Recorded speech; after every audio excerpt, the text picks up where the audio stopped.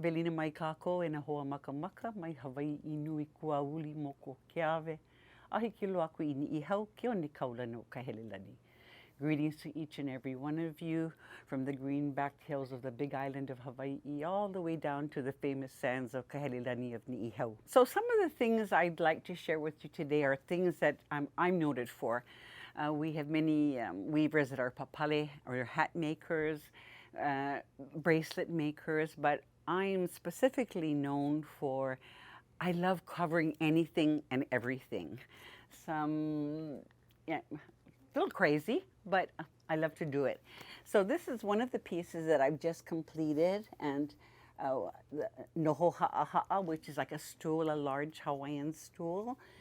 And each of my pieces that I do when, whether they're hat boxes or carriers, I always use the Hawaiian coconut, yeah, because everybody identifies that with Hawaii. So, and then this is done with maka o'eno weave, and then we have something called an overlay with a dyed lauhala. And again, we have some of these, which are the hat boxes, which are done with lauhala and lolu. But this is a ipu heke holder, and we pull that close like this.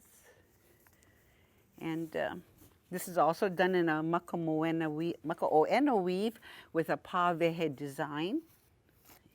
And very easy to carry. You have it when you're going holo holo, going to Papahula. Okay. So when we did our puakalo, we did something called the makamoena weave, which is one up, one down. Iluna ilalo, the makamoena weave. Weaves that we want to get a little further, a little faster. We use maka o'ena, which is 2 up, leave 1, 2 down. So those are the two main weaves that weavers use. And then we incorporate different designs within our weaving. But Kumu wants to talk about this little papale. Well, it's not a little papale, but this papale here is from a young man. The day that he was presented this papale was the day he was born. It was presented by his grandfather to his father. And that young man today is 50 years old. So this hat is at least 65 years old. And it was made in Kona. And the Hawaiian papale is very distinctive from any place else in the world. We have something called a piko. A Hawaiian papale always has 2 piko normally. But there are other papales, even older, back from the 50s, 1950s, which has a circular woven piece. And this was done by Mrs. Akana. And you can tell how the lauhala has aged, but still in perfect condition. Yeah. And of course, the rage today is, of course, the piko ole. We have no piko, great for the hair to go up, pop on, out the door. Boom. And the other thing that I'm noted for, again, as you notice, are hat boxes. But this piece right here, and because we're at the Aloha Hula Supply, this is for a carry-all for your uli.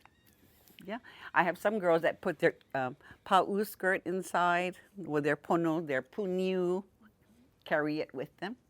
Okay.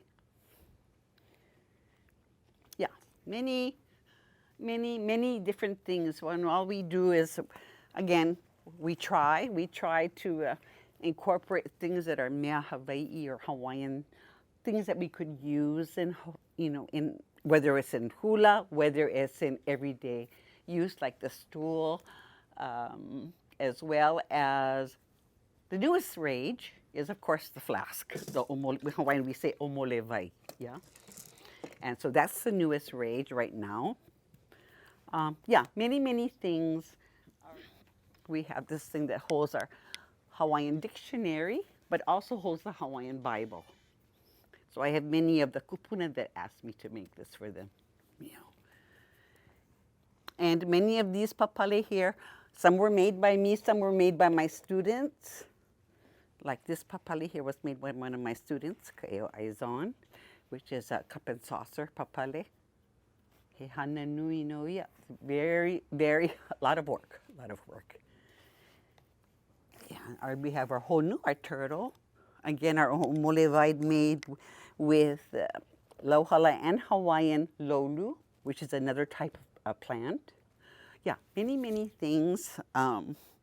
This particular papale I love was given to me by Auntie May Lobenstein's granddaughter when she passed away, Melia. And it's famous for its pavehe design. So, and you know, my kumu always said, you never wear a papale unadorned. Whether it has a flower on it, whether it has one flower, whether it has a hat lay, whether it has a shell lay, you never leave your papale unadorned. It's almost like a lula. It's like almost like a Hawaiian rule.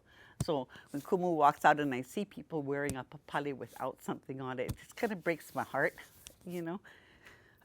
All the work that when the hands that prepared that papale and not to adorn it is another story. Yeah. And even this papale here is made by Margaret Lovett. And this is, and you'll see my granddaughter later, but this was her hat when she was 2 years old. And she is now 10, 9 or 10, I think. Yeah. And I was talking to Kelina earlier, how important it is that we pass on the things that we make, the things that come from our kupuna, that we malama those things, because that is our heritage. That's our culture. You know, I would rather have something that was Hawaiian than to have kaimana, a diamond. You know, a diamond can always be bought. The things that are made with people's hands, priceless, priceless. We're so grateful to have had Auntie Ipolani Vaughan share her mana'o. One of the many things I learned from her today is that a papale should always be adorned. I'm so blessed to have this papale made for me by Auntie Ipo and have adorned it with my great-great-grandmother's lehulu. What I love about our media access platform is that it allows us to learn new ike or knowledge and grow together. These are perfect examples of priceless treasures that we can pass down for generations. So join us on Aloha Hula Supply Media Access and watch out for more premium workshops. Aloha!